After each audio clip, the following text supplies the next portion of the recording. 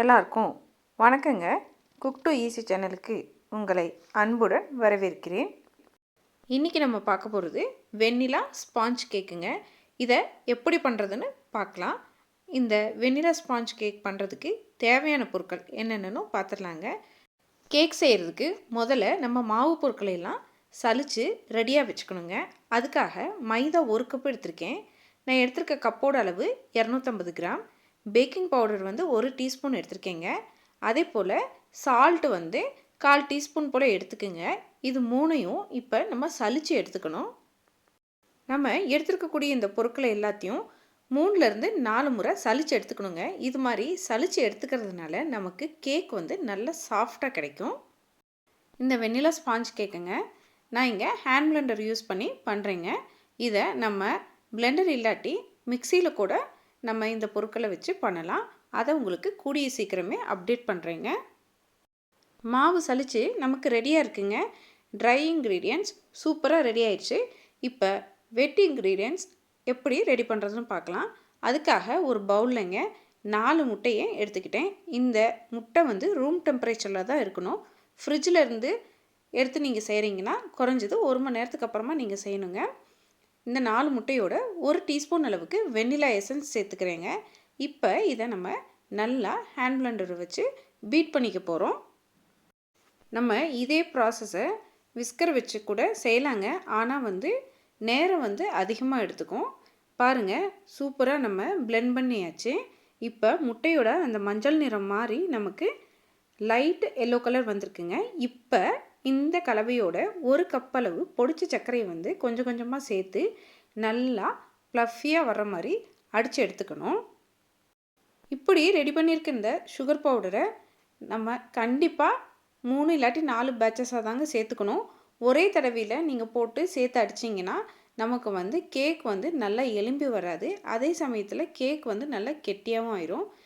பாருங்கள், நான் 5 பேட்சாக நம்ம எடுத்து வச்சுருக்கக்கூடிய எல்லா சர்க்கரையும் சேர்த்துக்கிட்டேங்க. இப்போ என்னுடைய ஹேண்ட் பிளெண்டரில் இருக்கிறதுலே ஹையஸ்ட் ஸ்பீடுக்கு நான் மாற்றிக்கிறேன். மாற்றிட்டு கண்டினியூஸாக நான் அடிச்சுக்கிறேங்க. இப்படி நம்ம அடிச்சுட்டே இருக்கும் பொழுது ஒரு கட்டத்தில் இந்த நிறமெல்லாம் மாறி நல்லா நமக்கு இந்த முட்டைக்கலவையே ஃபுல்லாக கிடைக்குங்க. பாருங்கள், சூப்பராக க்ரீமியான முட்டைக்கலவை நமக்கு கிடைச்சிருச்சு. இப்போ நமக்கு இந்த ஸ்டேஜில் நம்ம எண்ணெயோ நெய்யோ இல்லாட்டி உருக்கின வெண்ணெயோ சேர்த்துக்கலாங்க. நான் இங்கே 60 ml உருக்கின வெண்ணெய் இந்த முட்டை கலவையோடு சேர்த்துக்கிறேன். இந்த உருக்கின வெண்ணெயை சேர்த்துங்க. வெண்ணெய் எல்லா பக்கத்துலேயும் வர்ற மாதிரி ஒரு முறை இது மாதிரி அடிச்சுட்டு மிஷினை நிறுத்திடுங்க. அவ்வளோதான், நமக்கு இங்கே சூப்பராக வெட் இன்க்ரீடியன்ட்ஸ் ரெடி ஆயிடுச்சு. இப்போ இதில் நம்ம ஏற்கனவே சலித்து வச்சுருக்கக்கூடிய ட்ரை இன்க்ரீடியன்ட்ஸை கொஞ்சம் கொஞ்சமாக சேர்த்துக்க போகிறோங்க. எப்பயுமே நம்ம கேக் செய்யும் பொழுது கவனிக்க வேண்டிய விஷயங்க, ட்ரை இன்க்ரீடியன்ட்ஸை நம்ம சேர்த்து கலக்கும் பொழுது ஒரே தடவையில் சேர்த்துக்கூடாது. 2 இல்லாட்டி 3 பேட்சஸாக அந்த மாவை நம்ம போட்டு சேர்த்துக்கணும். இங்கே கட் அண்ட் ஃபோல்டு மெத்தட் மூலமாக நான் கலந்துக்கிறேன். இதே முறையில் நம்ம எடுத்து வச்சுருக்கக்கூடிய இந்த மாவை கொஞ்சம் கொஞ்சமாக சேர்த்து கேக்குக்கு மாவு ரெடி பண்ணிக்கிறோம். கிட்டத்தட்ட நமக்கு இங்கே மாவு ரெடி ஆயிடுச்சுங்க. கடைசியாக நம்ம இந்த கேக் பேட்டரில் 2 டேபிள் ஸ்பூன் அளவுக்கு காய்ச்சி ஆற வச்ச பால் சேர்த்துக்கிறோங்க. இந்த பாலையும் சேர்த்துட்டு நல்லா கட் அண்ட் ஃபோல்ட் மெத்தட் மூலமாக கலந்து விட்டுருங்க. அவ்வளோதாங்க, இங்கே நமக்கு கேக் மாவு ரெடி ஆயிடுச்சு. இப்போ இதை பேக் பண்ணி எடுத்துக்கணும்.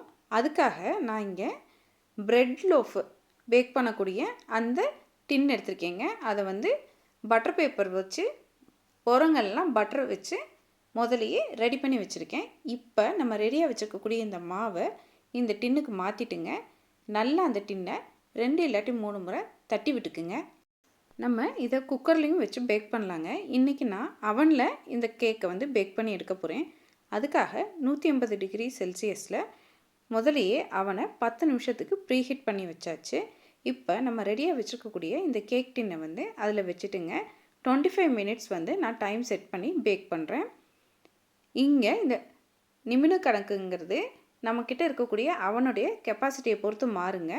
நீங்கள் 25 நிமிஷம் வச்சு பேக் பண்ணி எடுத்து பாருங்கள். உங்களுக்கு இன்னும் கொஞ்சம் பேக் ஆகணும்னா அப்புறமா நீங்கள் டைமை கூட்டிக்கலாம். இது நம்ம குக்கரில் பண்ணோம் அப்படின்னா 40 மினிட்ஸ்லேருந்து 45 மினிட்ஸ் வரைக்கும் நமக்கு டைம் டேக்கிங் எடுத்துக்கோங்க. அவ்வளோதாங்க, நமக்கு சூப்பராக இங்கே கேக் வந்து ரெடியாகி வந்துருச்சு. பாருங்கள் எவ்வளவு அருமையாக நமக்கு கேக் ரெடி ஆயிடுச்சுன்னு. இப்போ கேக்கை வந்து ஒரு முறை ஸ்பூனை வச்சோ இல்லாட்டி டூத்பிக் வச்சோ செக் பண்ணிக்கலாம். இது மாதிரி நம்ம குத்தி எடுக்கும் பொழுது அதில் எதுவுமே ஒட்டாமல் வந்துச்சுன்னா நமக்கு கேக் வந்து சூப்பராக ரெடி ஆகிருக்குங்க. இப்போ இந்த டின்னை அப்படியே விட்டுறலாம். 1 மணி நேரத்துக்கு அப்புறமா பார்க்கலாங்க. கேக் நல்லா ஆறிடுச்சுங்க. இப்போ இதை டீமோல்ட் பண்ண போகிறோம். நம்ம முதலையே பட்டர் பேப்பர் வச்சு அதுக்கப்புறமா பேக் பண்ணதுனால டீமோல்ட் பண்ணுறது ரொம்பவுமே ஈஸியாகிடுச்சு. அவ்வளோதாங்க, கேக்கை சுற்றி இருக்கக்கூடிய இந்த பட்டர் பேப்பரை எடுத்து விட்டுட்டு நம்ம கேக்கை பீஸ் போட வேண்டியதான். இது மாதிரி நம்ம ப்ரெட் லோஃபில் பண்ணும் பொழுது நம்ம பட்டர் பேப்பர் வச்சு பேக் பண்ணோம்னா நமக்கு டீமோல்ட் பண்ணுறது ரொம்பவுமே ஈஸியாக இருக்குங்க. வாங்க இந்த வெண்ணிலா ஸ்பாஞ்ச் கேக் எப்படி ரெடி ஆகிருக்குன்னு பார்க்கலாம். கட் பண்ணுறதுக்கு ரொம்பவுமே சுலபமாக இருக்குங்க. உள்ளே எப்படி வெந்திருக்குன்னு பார்க்கலாம் வாங்க. நல்ல சாஃப்டாக நமக்கு கேக்கு சூப்பராக ரெடி ஆகிருக்குங்க. பாருங்கள் எவ்வளவு அருமையாக வந்திருக்குன்னு. அந்த ஹோல்ஸ்லாம் பார்த்திங்கனாலே உங்களுக்கு தெரியும் நம்மளுடைய கேக் வந்து நல்லா சாஃப்டாக ரெடியாகி வந்திருக்குன்னு. அவ்வளோதாங்க, சுலபமாக வீட்டிலையே நமக்கு வெண்ணிலா ஸ்பாஞ்ச் கேக்குங்கிறது ரெடி பண்ணிட்டோம். நீங்களும் இதே அளவுகளோட வீட்டில் ஒரு முறை வெண்ணிலா ஸ்பாஞ்ச் கேக் செஞ்சு பாருங்கள், சுவைத்து பாருங்கள். கண்டிப்பாக உங்களுக்கு சுவை பிடிக்குங்க. உங்களுக்கு இந்த வெண்ணிலா ஸ்பாஞ்ச் கேக் ரெசிபி பிடித்திருந்தால் குக் டு ஈஸி சேனலை லைக் பண்ணுங்கள், ஷேர் பண்ணுங்கள், கமெண்ட் பண்ணுங்கள். மறக்காமல் குக் டு ஈஸி சேனலை சப்ஸ்கிரைப் பண்ணிக்கோங்க. வணக்கங்க.